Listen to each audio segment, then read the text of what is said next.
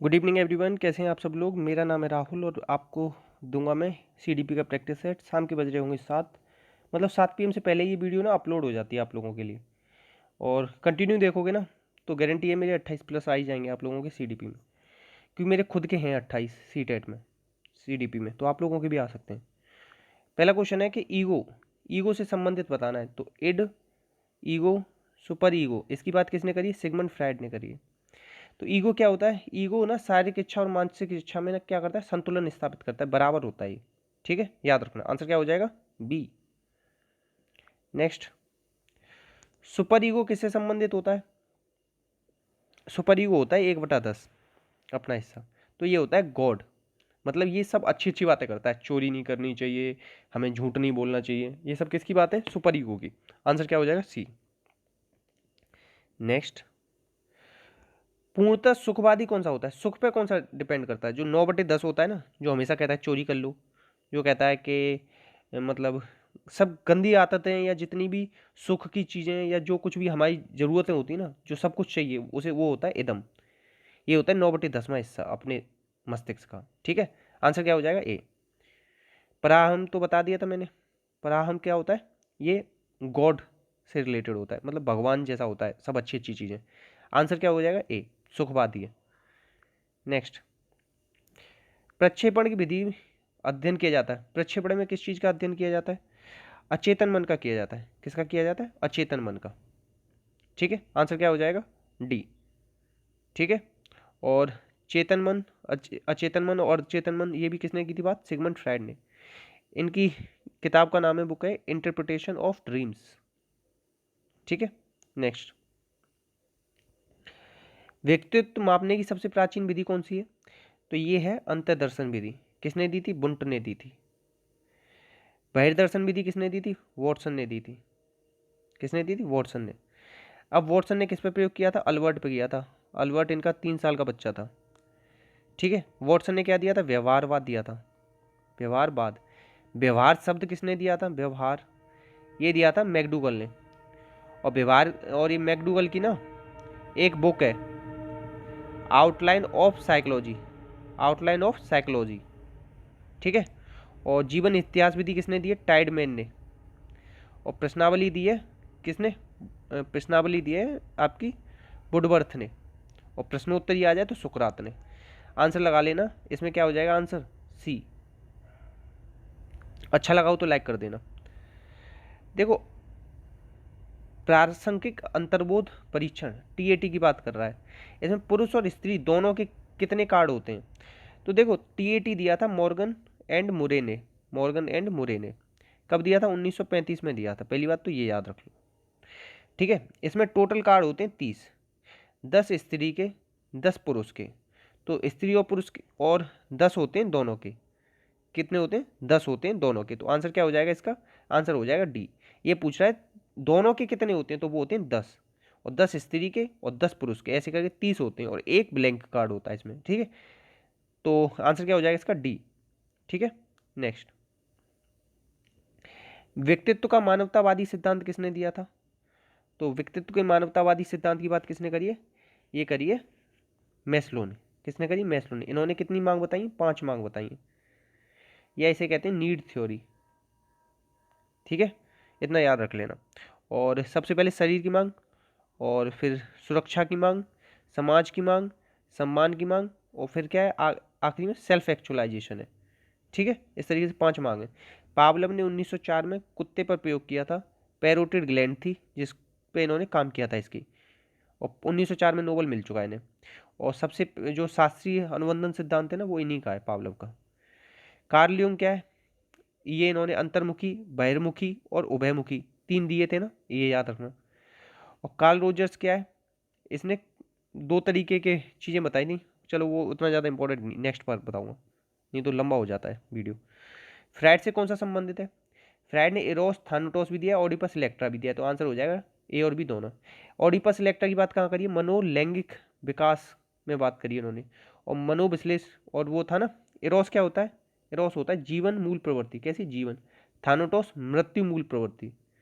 Oedipus और Electra किस stage में आते हैं? इनकी स्टेज है ना 5, मनोलैंगिक विकास की, oral, anal, phallic, latency, genital. तो फैलिक होती है ना, हिंदी में क्या कहेंगे, मुखी, गुदी, और लैंगिक, लैंगिक कहेंगे। कौन सी अवस्था है, लैंगिक। लैंगिक में आती है ओडिपस और इलेक्ट्रा का विकास होता है लैंगिक अवस्था में। और लैंगिक में ओडिपस किसमें आती है, लड़के के अंदर का तो होती है, मतलब लड़के में ओडिपस ग्रंथि होती है, उसे माँ से प्रेम होता है ज़्यादा। इलेक्ट्रा होती है लड़की में, और ये पिता से प्रेम करती है। ठीक है, आंसर क्या हो जाएगा, ए और बी दोनों। नेक्स्ट, व्यक्तित्व किसके साथ स्थायी समायोजन होता है, सबके साथ होता है। सीधे याद करने वाला, मतलब समझने वाला क्वेश्चन। प्रकृति के साथ भी करोगे, जीवन के साथ करोगे, और पर्यावरण के साथ करोगे। नेक्स्ट देखो, जीन पियाजे के अनुसार संज्ञानात्मक विकास कहाँ से शुरू होता है, तो ये स्टार्टिंग कहाँ से होती है इसकी, संवेदी पेशी। किससे होती है, संवेदी पेशी। ये पहली अवस्था है इनकी, कहाँ से कहाँ तक, जन्म से 2। और इसके अंतर्गत 6 अवस्था और आती हैं। पहली आती है reflex action, primary, secondary, coordinatory, tertiary और फाइनल। इस तरीके से ये जन्म से 1 माह, 1 से 4, 4 से 8, 8 से 12 और 12 से 18 और 18 से 24। और जो वस्तु स्थायित्व आता है ना, वो फाइनल स्टेज में आता है पहली की, याद रखना। औपचारिक अवस्था चलती है आपकी 11 से 15, पूर्व चलती है 2 से 7, और मूर्त चलती है 7 से 11, याद रख लेना। ठीक है, नेक्स्ट आंसर हो जाएगा इसका डी। देखो, जीन पियाजे के अकॉर्डिंग पूर्व संक्रियात्मक में बच्चे कैसे होते हैं, पूर्व संक्रियात्मक समझ रहे हो, 2 से 7, इसमें बच्चे कैसे होते हैं, ईगोसेंट्रिक होते हैं। और इसी चीज़ को वाइगोत्स्की क्या कहते हैं, प्राइवेट स्पीच का नाम दिया है वाइगोत्स्की ने। से वाइगोत्स्की ने 3 स्पीच बताई, सोशल स्पीच, प्राइवेट स्पीच और इनर स्पीच। ठीक है, इस चीज़ को याद रखेंगे। और जो दूसरी अवस्था है ना बच्चे में, अगर यहाँ पे ईगोसेंट्रिक की जगह ये भी हो जाता है एनिमिज्म। एनिमिज्म समझ रहे हो, जीववाद। कहते हैं ना, गुड़िया मेरी, गुड़िया को दूध पिला रही हूँ, बच्चे कहते हैं ना, और गुड़िया को खाना खिला रही हूँ, तो वो जीववाद भी होता है। ठीक है, याद रखना। आंसर क्या हो जाएगा इसका, ए। नेक्स्ट, वाइगोत्स्की ने डैश कारकों पर बहुत अधिक जोर दिया और संज्ञानात्मक विकास में योगदान दिया। तो वाइगोत्स्की ने किस पे जोर दिया था, सामाजिक पे। और इनका जो था ना, सामाजिक संज्ञानात्मक विकास का सिद्धांत था। ठीक है, आंसर क्या हो जाएगा, बी। वाइगोत्स्की कहाँ के थे, बताओ। वाइगोत्स्की थे रूस के। ठीक है, कंफर्म करना आप लोग इसे कि रूस के थे या और कहीं के थे, क्योंकि पियाजे कहाँ के थे, स्विट्जरलैंड के थे। ठीक, इतना दिमाग में रख लेना। और ये आप लोगों को बताना है कि वाइगोत्स्की कहाँ के थे। नेक्स्ट, नेक्स्ट है प्राथमिक स्तर पर सीखना, भाषा सीखने की सबसे अच्छी विधि कौन सी, प्राथमिक स्तर पर। तो देखो, बच्चों के साथ कविता गाना, चलो रख लो, बच्चों के साथ कहानी सुनाना, बच्चों को पाठ्यक्रम पर आधारित वीडियो कार्यक्रम दिखाना, या बच्चों को भाषा का प्रयोग करने का विविध अवसर देना। जहाँ पे भी मैंने आपको बताया, पहले भी 1000 बार तो बोल दिया अब, कि विविध अवसर वाली बात ना 100% सही होती है। विविध अवसर में ही गाना भी गा लेगा, कहानी भी कह लेगा, वीडियो कार्यक्रम सब कुछ विविध अवसर में आ जाएंगे। आंसर क्या हो जाएगा, डी। नेक्स्ट, बच्चे प्रारंभ से कैसे होते हैं, प्रारंभ से ना बच्चे बहुभाषी होते हैं। कितने भाषी होते हैं, बहुभाषी। आंसर लगना है सी। कई सारी भाषा बोल सकते हैं बच्चे बचपन से ही। अब फिर वो सिखाने के ऊपर है, कैसा सिखाते हैं आप। प्राथमिक स्तर पर शिक्षा का माध्यम कैसा होना चाहिए, मातृभाषा में शिक्षा दो। अभी जो राष्ट्रीय शिक्षा नीति आई है ना नई 2020 में, उसमें भी यही बात कह रहे हैं कि मातृभाषा में शिक्षा दो बच्चों को।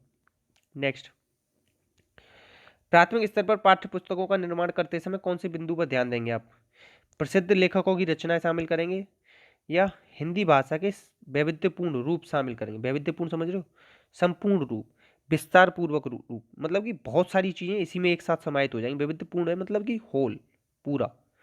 ठीक है, तो आंसर क्या हो जाएगा आपका इसमें, बी।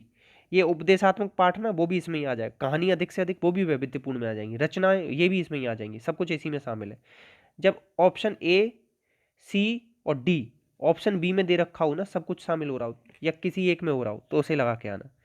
अगर 3 नेगेटिव 1 पॉजिटिव हो तो उसे सही मानना, 3 पॉजिटिव 1 नेगेटिव हो तो उसे सही मानना। इस तरीके से भी आंसर निकाल सकते हो। नेक्स्ट, पाठ के अंत में अभ्यास और गतिविधि का उद्देश्य क्या होता है। अभ्यास दे रखे होते हैं ना, गतिविधि हर पाठ के अंतर में। याद करने है तो कभी भी याद करने की बात आ जाए तुरंत काट देना, दिमाग से लोड कम हो जाता है जितने कम ऑप्शन रहते हैं। गृह कार्य की सामग्री जुटाना कोई मतलब नहीं है। बच्चों को व्यस्त रखने के लिए ना, तो उनसे गड्ढे खुदवा लो ना, खूब और ज़्यादा व्यस्त रहेंगे। मतलब कोई सेंस है इसका व्यस्त रखने की। तो बच्चों को अभिव्यक्ति के अवसर देना है, खुद करके लाएंगे तो कुछ नया सीखेंगे, खुद से करेंगे। और बच्चों को ना खोज करने के मौके देना चाहिए, क्योंकि बच्चा नन्हा वैज्ञानिक होता है। नन्हा वैज्ञानिक है, ये बात किसने कही है, पियाजे ने। पूछा जाता है। विकास कहाँ से शुरू होता है, विकास शुरू होता है प्रसव पूर्व। प्रसव पूर्व समझ रहे हो, जब बच्चा जन्म लेता है ना, उससे पहले ही जो माँ के गर्भ में होता है वहां से शुरू होता है। तो बोम मतलब माँ के पेट को कहते हैं बोम टू टॉम, मतलब जब कब्र तक, गर्भ से, वो गर्भ बोलो, गर्भ, जो माँ का पेट होता है ना वहां से लेके और मृत्यु तक चलता रहता है विकास। और शुरुआत कहाँ से होती है? प्रसव पूर्व अवस्था से। ठीक है, गर्भ आएगा यहाँ, गर्भ कर दिया, गलत कर दिया तो पहले। ठीक है, आंसर क्या हो जाएगा? ए। नेक्स्ट, इसमें से कौन सा विकास का सिद्धांत नहीं है पूछ रहा है? निरंतर चलता है, सही बात है। भिन्नता का भी होता है, हर बच्चा एक दूसरे से भिन्न है ना। ये एकीकरण मतलब क्या है कि कॉग्निटिव, अफेक्टिव, साइकोमोटर, ये सारे एक साथ काम करने चाहिए। ठीक है, विकास विशिष्ट से सामान्य क्रियाओं का सिद्धांत, ये नहीं। मैंने कई बार बताया ना, सामान्य से विशिष्ट चलता है। आज देखो मिल भी गया, इसीलिए कहता हूं जो बोल दिया है ना वो लिख लो, इसे याद रख लो कि विशिष्ट से सामान्य चलता है, नहीं चलता, सॉरी, विकास कैसे चलता है? सामान्य से विशिष्ट। तो आंसर क्या हो जाएगा? ए, क्योंकि इसमें क्या दे रखा है? विशिष्ट से सामान्य। कौन सा नहीं है? नहीं पूछा था। तो विकास कैसा होता है आपका? सामान्य से विशिष्ट, याद रखना। आंसर हो जाएगा ए, कॉपी में लिखेंगे आप इसे। नेक्स्ट, इसमें से किस चरण में बच्चे सहकर्मी सदस्य समूह के सक्रिय सदस्य बन जाते हैं? सक्रिय सदस्य समझ रहे हो? तो देखो बाल्यावस्था में ना थोड़ी बहुत लड़ाई हो गई ना किसी बच्चों में, तो फिर वो बात नहीं करते। या ऐसे समझो कि खाना लाया बच्चा आज ब्रेड, या कोई अच्छा खाना लेके आया, और दूसरा बच्चा लेके आया केवल सूखी रोटी, तो एक दूसरे के साथ एक्सचेंज नहीं करेंगे, क्योंकि वो सक्रिय सदस्य नहीं बने सहकर्मी समूह के। जब सक्रिय बन जाते हैं ना किशोरावस्था में, तो वो एक्सचेंज करना चालू कर देते हैं, लड़ाई हो जाती है तो भी बोलते हैं। ठीक है, ये सब चीज़ याद रखें। आंसर क्या हो जाएगा? सी। अगर कहे कि सहकर्मी समूह के सदस्य बन जाते हैं, तो सदस्य बच्चा बन जाता है उत्तर बाल्यावस्था में। मगर कह दे सक्रिय सदस्य, तो सक्रिय सदस्य बनता है किशोरावस्था में। आंसर हो जाएगा सी।